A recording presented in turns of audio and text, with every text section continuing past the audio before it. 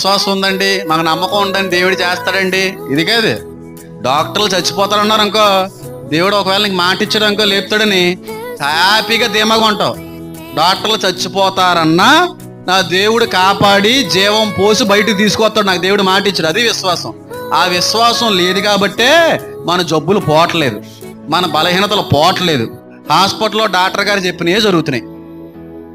హాస్పిటల్లో డాక్టర్లకు నమ్మకం లేకనండి సంతకాలు అడుగుతున్నారు. వీళ్ళు వేస్ట్ డాక్టర్లో, ఆయన ప్రధాన వైద్యుడైన.